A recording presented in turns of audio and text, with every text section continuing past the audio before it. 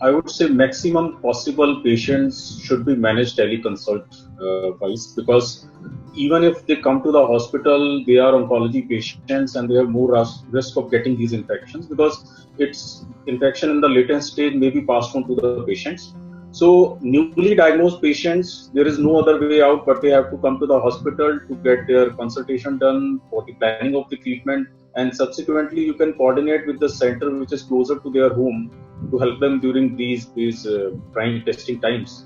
The patients who are already on chemotherapy, for the scheduled chemotherapy, they are always we advise them, if they are on the adjuvant chemotherapy part, when you have a definitive treatment intent, curative treatment intent, they should not miss their treatment.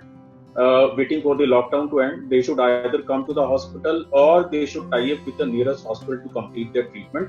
And any supportive care issues, they should manage it by the phones or consultation or the WhatsApp. We have been lucky enough, the teleconsultation, which was sort of illegal before 25th of March by the MCI, has been legalized if done in a normal way. So teleconsultation is the route that we are taking care of. Now, as Dr. Harit said, that technology has to come to our rescue, and it has already come to our rescue. Most of the patients, they are connected to us either through WhatsApp or Telegram or the emails.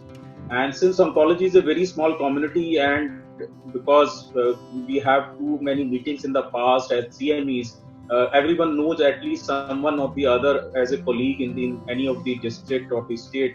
So we are using that network which we have built up in the past, and we are building new networks to help our oncology patients. Third lot will be the patients who have already completed their treatment and who just want to come with their 3 monthly, 4 monthly, or 6 monthly follow-up. The clear instructions for them is wait for the lockdown to be lifted unless until they have some symptoms or concerns which need to be addressed immediately. Even if they have to be addressed immediately, please take care of the consult from the local oncology at the local center and then connect to us so that we can guide them. Last but not the least, there will be patients who are newly diagnosed but they are best fit for the palliative care. Now, then we have to use our clinical judgment. The first consult usually we do in such patients is teleconsultation. Many new patients are getting diagnosed and taking the help of the teleconsult. If on the teleconsult basis we assess that it's a performance status score, and by going through the records we think that the palliative care also is not going to give the extend the life beyond weeks to months, we usually suggest only to go for palliative care, and we try to tie up with our palliative care oncologist. Along add to that, we have been lucky enough that we have trained clinical oncology psychologists with us. So we are routinely conducting online, like we are conducting webinar today.